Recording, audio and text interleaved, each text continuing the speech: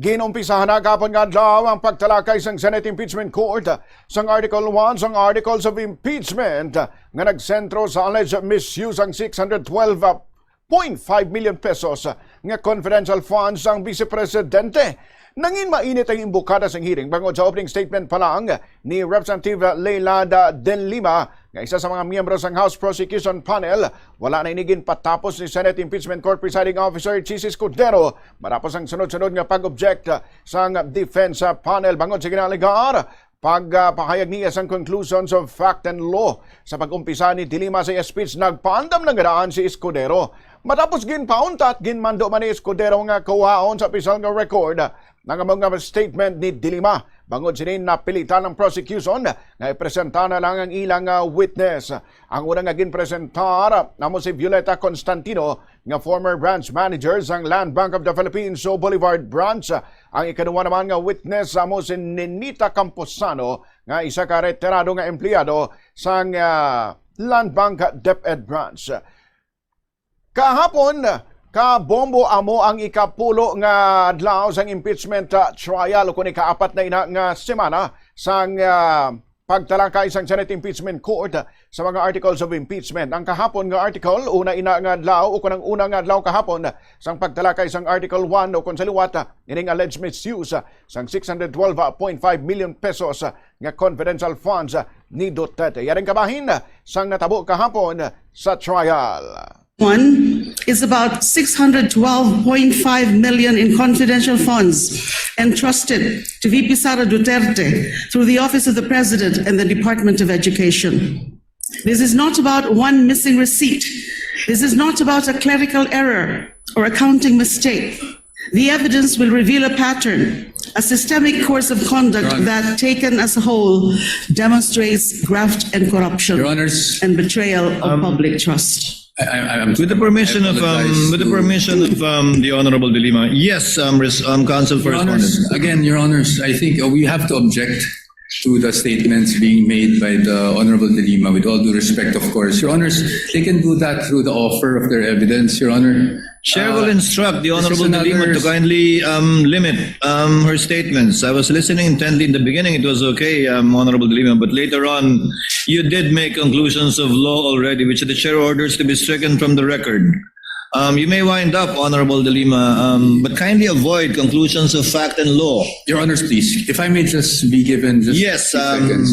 Your Honors, ang naging problema natin nung huling pagkakataon na pinayagan natin yung ganitong statement at sinasabi na nga ng presiding officer is kahit naman i-strike off the record natin, narinig na po at nasabi na.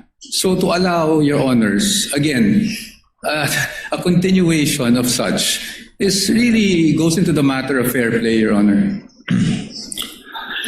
Honorable De Lima, kindly wind up. Again, you were forewarned beforehand to kindly limit your statements. Hence, you are faced again with a similar situation. Kindly wind up, Honorable De Lima, and call your witness.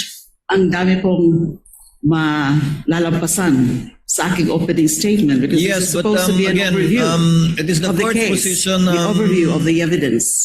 to let the witness speak, not the counsels, insofar as the evidence is concerned or conclusions of both fact and law. Kindly wind up, Honorable De Lima. Sa kabuuan ng ebidensya, makitang hindi lang mga simpleng irregularidad ang nangyari. Objection, Your Honor. Malinaw Again, ito. objection, Your Honor. Honorable De Lima, I would have to stop you. This is out of I would have line. to stop you at this point. The continuing objection of the respondent is duly noted. I would have to stop you at this point. And I have to my stop due now. apologies, but kindly call your witness already. Thank you, Your Honors. I submit. Thank you very much. Ang kabahin sang pagpauntat kahapon ni Presiding Officer Senator Chis Escudero sa opening statement ni Senadora Leila de Lima. Nangin sentro man kahapon ang pagpresentar sa prosecution panel sang apat ka mga tseke nga nakapangalan kay Gina Acosta. Si Acosta mong Special Disbursing Officer ni VP Sara Duterte. Ginaligaw nga ginpa-encash ni Acosta mga tseke valor 125 million pesos kada isa sa Land Bank of the Philippines sa Boulevard Branch.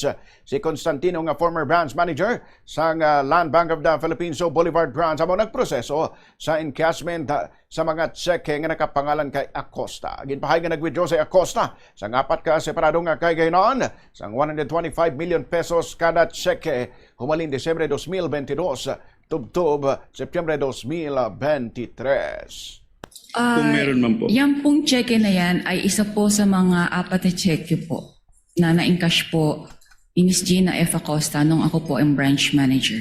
Okay.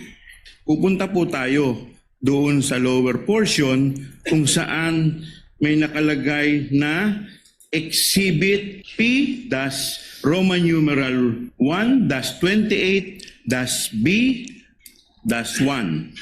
Now, Madam Witness, ano po itong imahe na minarkahan ng nasabing exhibit?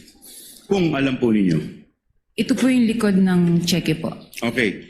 Now, bakit po pa kayo pamilyar dito po sa checking ito, Madam Witness? Ito po yung in-encash nga po nung ni Ms. Gina Acosta nung time ko pong manager sa Land Bank Show. Okay. Sanday Violeta Constantino kag ang pagpamangkot man ni Representative Joel Chua.